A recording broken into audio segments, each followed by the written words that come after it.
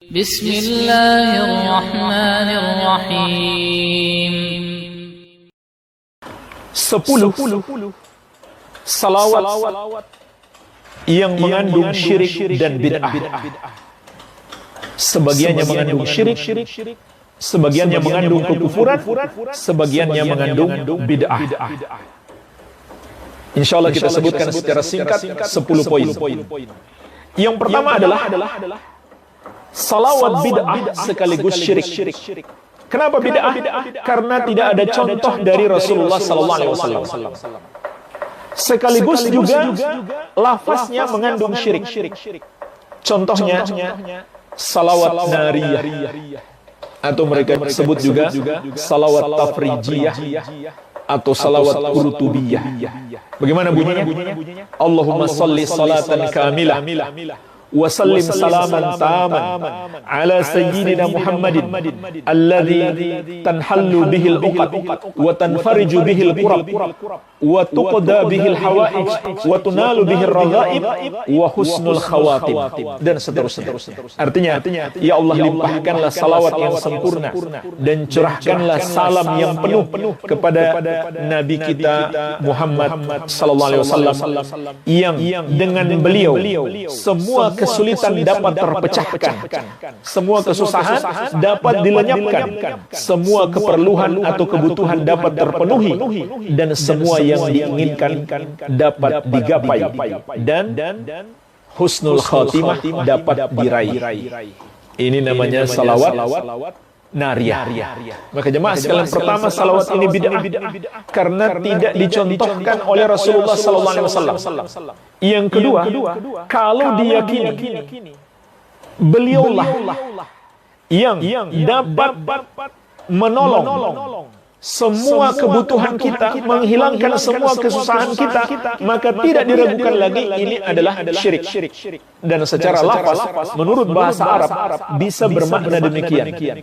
Bisa bermakna demikian lafaz yang ada dalam salawat nariyah.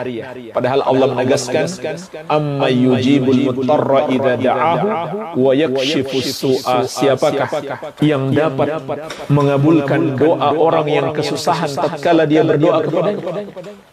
Tentu tidak ada selain Allah. Dan siapakah yang dapat menghilangkan keburukan? Tentu tidak ada selain Allah Subhanahu wa ta'ala. Ya.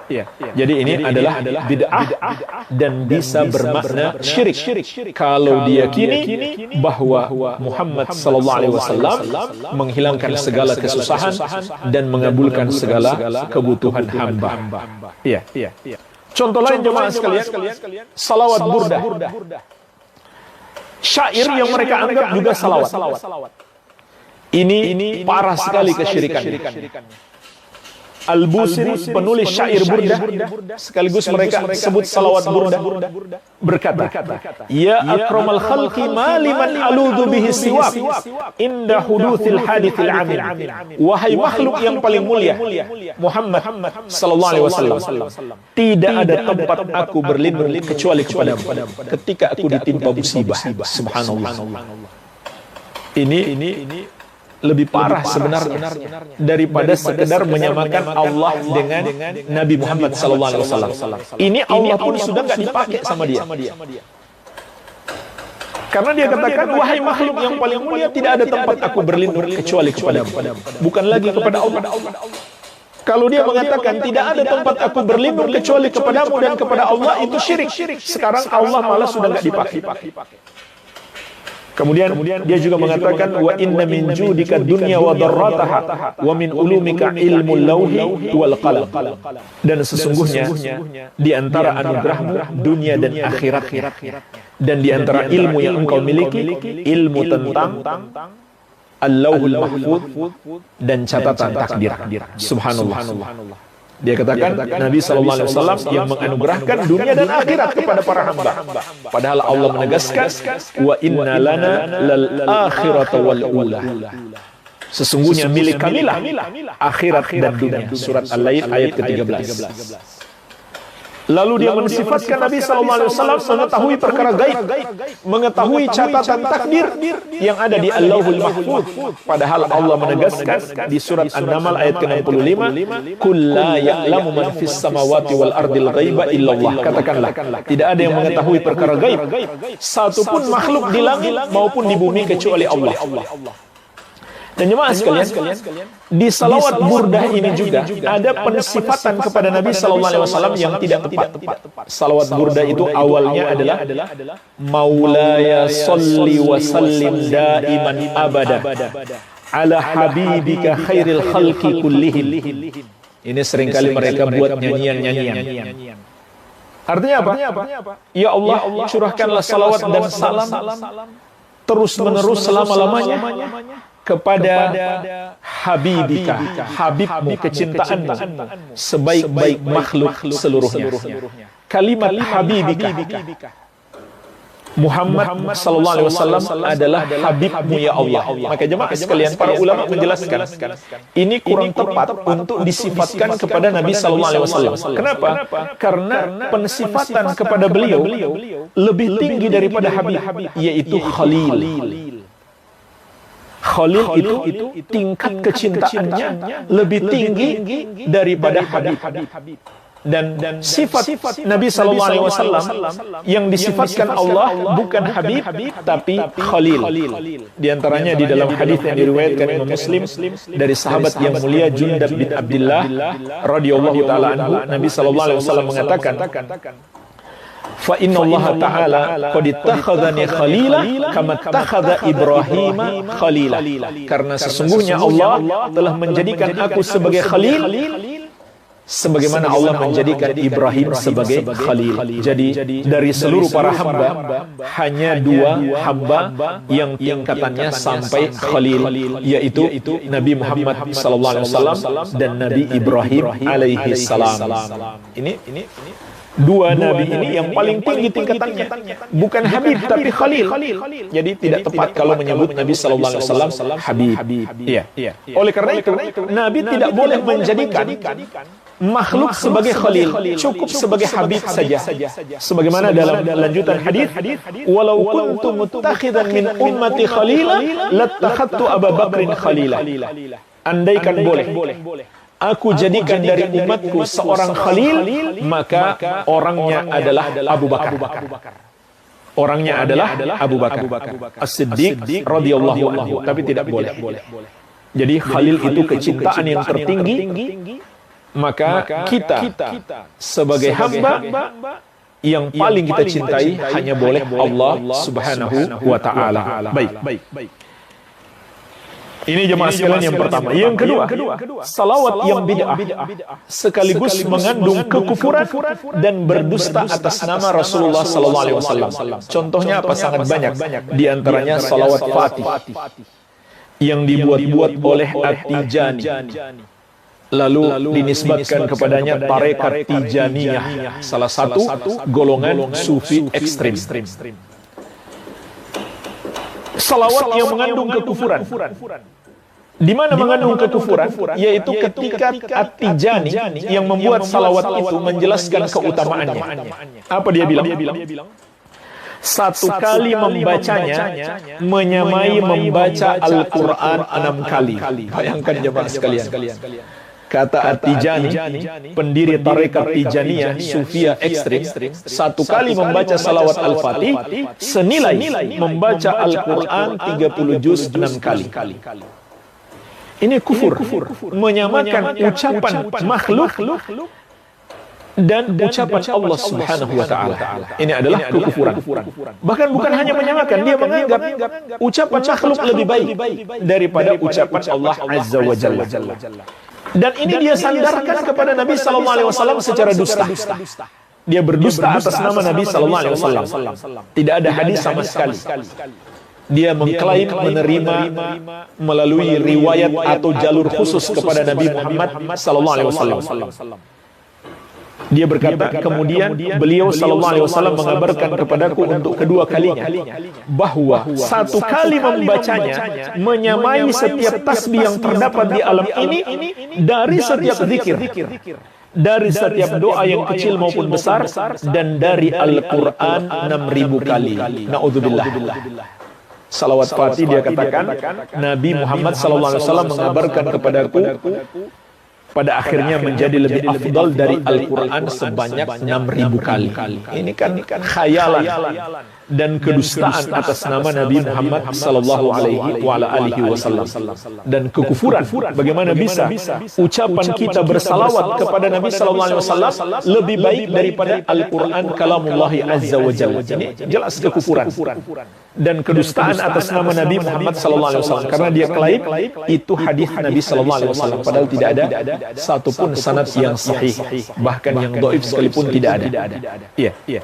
Dan Nabi sallallahu alaihi wasallam telah mengingatkan kita, man kadzaba alayya muta'ammidan falyatabawwa maq'adahu minan nar. Barang siapa berdusta atas namaku dengan sengaja, siapkan tempat duduknya di neraka. Kemudian yang ketiga, salawat yang mengandung tawassul yang bid'ah. Salawat yang mengandung tawassul yang bid'ah. Contohnya gimana? Salawat Badar. Salatullah salamullah ala toha rasulillah. Salatullah salamullah ala yasin habibillah. Perhatikan jemaah sekalian, Toha dan Yasin mereka anggap juga nama Nabi Muhammad SAW, padahal tidak ada dalil sahih. Tidak ada dalil sahih yang kami ketahui tentang Toha dan Yasin sebagai nama bagi Nabi Muhammad SAW. Juga di sini sama dengan salawat Burdah tadi mensifatkan Nabi sallallahu alaihi wasallam dengan Habibullah. Ini tidak tepat, harusnya Khalilullah. Kemudian lanjutannya, tawassalna bi bismillah wa bil hadi rasulillah. Perhatikan, ini dua kalimat. Yang pertama betul, yang kedua bid'ah. Tawassalna bi bismillah. Kami bertawassul dengan menyebut nama Allah. Ini betul. Yang kedua, wabil hadi Rasulillah. Kami bertawassul dengan al-hadi, yaitu Muhammad Rasulillah sallallahu alaihi wasallam. Ini adalah tawassul yang bid'ah, tidak diajarkan oleh Nabi sallallahu alaihi wasallam. Bahkan wa kulli mujahidin lillah bi ahlil badri ya Allah. Kita bertawassul juga dengan setiap mujahid di jalan Allah, yaitu ahlil badar. Para sahabat peserta perang Badar. Jadi dia bertawassul dengan Nabi sallallahu alaihi wasallam dan para sahabat. Ini tawassul yang bid'ah, tidak ada contohnya dari Nabi sallallahu alaihi wasallam. Iya. Begitu pula dalam salawat burdah tadi ada lafaz di dalamnya. Salawat burdah itu panjang. Nah, di antara lafaznya adalah Ya Rabbi bil Mustafa balik maqasidana. Wahai Rob dengan Al-Mustafa, yaitu dengan Nabi sallallahu alaihi wasallam, sampaikan kami kepada maksud-maksud kami. Jadi bertawassul dengan Al-Mustafa Nabi sallallahu alaihi wasallam. Ini pertama salawat yang bid'ah, tidak ada contoh dari Nabi sallallahu alaihi wasallam. Yang kedua juga tawassul yang bid'ah karena tidak ada contoh dari Nabi sallallahu alaihi wasallam, dan beliau mengingatkan man amila amalan laisa alaihi amruna fa huwa raddun. Siapa yang melakukan satu amalan tidak ada padanya petunjuk dari kami, amalan tersebut tertolak. Kemudian yang keempat, termasuk bid'ah dalam salawat adalah menentukan jumlah khusus yang tidak ditentukan oleh Nabi sallallahu alaihi wasallam. Betul, kita dianjurkan memperbanyak salawat, tapi jangan kita batasi jumlah khusus. Misalkan 100 kali, 1000 kali. Dan termasuk salawat nariyah, mereka anjurkan dibaca 4.444 kali. Jadi menghitungnya saja saya rasa susah sekali, dan syariat tidak ada yang menyusahkan kita. Ini menurut mereka ada anjuran membaca salawat nariyah yang kita sebutkan di awal tadi sebanyak 4.444 kali. Dari mana ketentuan jumlah itu? Mereka buat-buat sendiri.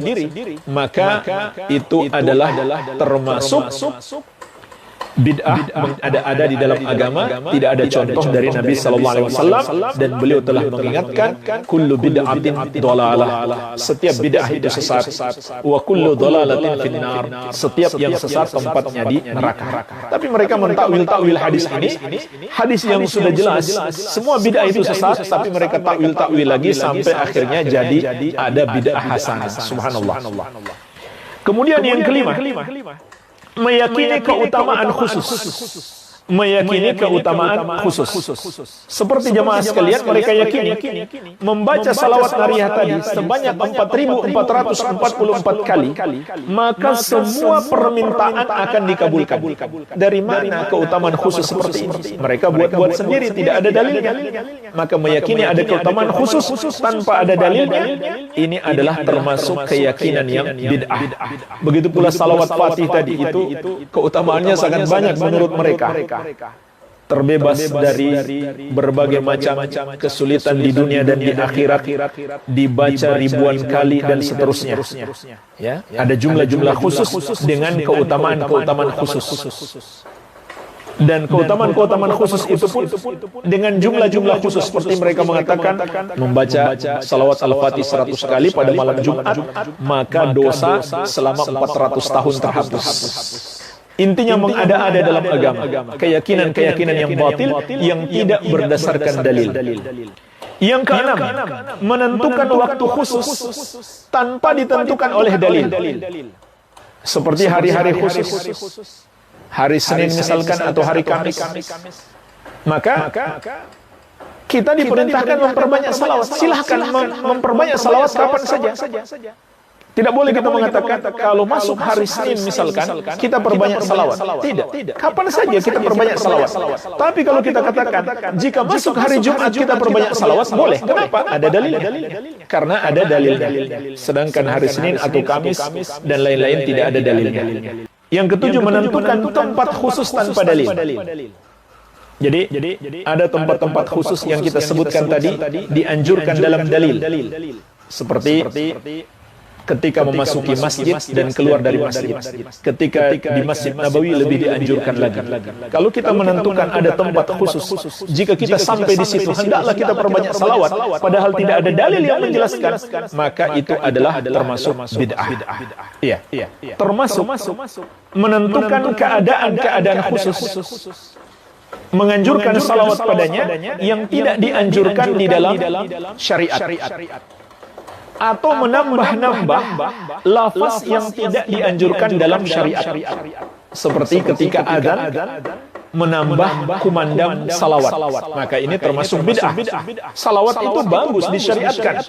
Tapi ketika adzan jangan kita tambah kumandang salawat. Bersalawat setelah adzan itu disyariatkan. Tetapi menambah kumandang adzan dengan salawat itu adalah termasuk bid'ah. Ya. Oleh karena itu jemaah sekalian, para sahabat melarang apa yang sudah ditentukan lafaznya dari Nabi SAW, lalu kita tambah-tambahi lagi. Disebutkan dalam riwayat At-Tirmidzi dari Nafi, tabi'in yang mulia, murid Ibnu Umar radhiyallahu anhu, beliau menceritakan, anna rajulan atasa ila jambi Ibnu Umar, bahwasanya ada seseorang yang bersin di dekat Ibnu Umar radhiyallahu anhu. Faqal, lalu orang itu mengatakan, alhamdulillah wassalamu ala rasulillah. Dia bersin lalu dia ucapkan alhamdulillah dan salam kepada Rasulullah sallallahu alaihi wasallam. Qala Ibnu Umar, maka Ibnu Umar radhiyallahu anhu, sahabat murid Rasulullah sallallahu alaihi wasallam, beliau pun berkata, wa ana aqul alhamdulillah wassalamu ala rasulillah wa laysa hakadha allamana Rasulullah sallallahu alaihi wasallam, allamana an naqul alhamdulillah ala kulli hal. Kata beliau, aku pun mengatakan alhamdulillah wassalatu wassalamu ala rasulillah. Tapi ketika bersin, Nabi SAW tidak mengajarkan kepada kita untuk mengucapkan alhamdulillah wassalamu ala rasulillah. Tapi cukup alhamdulillah saja. Dan beliau juga menganjurkan kita mengucapkan alhamdulillah ala kulli hal dalam setiap keadaan. Jadi jemaah sekalian, perhatikan di sini. Mungkin kita mengatakan, apa buruknya setelah bersin kita ucapkan alhamdulillah, lalu kita tambahkan salawat. Ternyata sahabat Ibnu Umar radhiyallahu anhu melarang. Dengan alasan apa? Nabi sallallahu alaihi wasallam enggak mengajarkan seperti itu. Yang beliau ajarkan hanyalah mengucapkan alhamdulillah saja. Jika lafaz-lafaz itu sudah ditetapkan dalam syariat dan tidak ada padanya salawat, jangan kita tambahkan salawat. Kemudian yang ke-8, bersalawat sambil bernyanyi-nyanyi. Ini termasuk bid'ah mengada-ada dalam agama, tidak ada contoh dari Rasulullah SAW, tidak pula dari para sahabat radhiyallahu taala anhum ajma'in. Kemudian yang ke-9, salawat diiringi musik. Ini lebih parah lagi. Menyanyi diiringi musik lagi, bahkan tidak jarang sambil berjoget-joget. Na'udzubillah. Ini bisa jadi jemaah sekalian termasuk penghinaan kepada syariat Islam, kepada ibadah salawat, kepada Nabi SAW. Kenapa?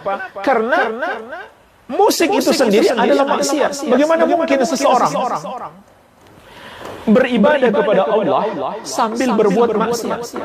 Musik itu maksiat berdasarkan kesepakatan ulama 4 madhab, berdasarkan hadis-hadis yang sahih, di antaranya Rasulullah SAW menegaskan, la yakunanna aqwamun min ummati yastahilluna al-hirah wal harira wal khamra wal ma'azif. Akan ada nanti segolongan dari umatku yang menghalalkan zina, sutra bagi laki-laki, khamar dan alat-alat musik. Alat-alat musik hukumnya haram. Tegas Nabi SAW mengatakan, bagaimana mungkin digunakan ketika bersalawat kepada Nabi SAW. Ini secara tidak langsung adalah penghinaan. Maka hati-hatilah. Kemudian yang ke-10, bersalawat dengan suara keras atau sambil berjamaah, mengucapkannya secara berjamaah. Jemaah sekalian, pada dasarnya berdoa itu dianjurkan untuk dipelankan, bukan dikeraskan. Nabi SAW mengatakan, irba'u anfusakum innakum la tad'una asamma wala ghaibah. Sayangi diri kalian, sesungguhnya kalian tidak sedang berdoa kepada yang tuli lagi ghaib, yang tidak ada, yang jauh. Sesungguhnya kalian sedang berdoa kepada Allah yang maha mendengar lagi maha dekat. Jadi kenapa harus dikeras-keraskan bacaannya? Maka ini menyelisihi petunjuk Nabi SAW itu sendiri. Pada dasarnya berdoa termasuk bersalawat itu dianjurkan, tidak dikeraskan. Begitu pula dilakukan secara berjamaah. Seperti ada yang memimpin, ada yang memimpin, lalu diikuti oleh jamaah dengan satu suara, seperti kor begitu. Maka ini termasuk cara yang bid'ah, tidak ada contoh dari Rasulullah sallallahu alaihi wa ala alihi wasallam. Walhamdulillah, mungkin ini yang bisa kita bahas.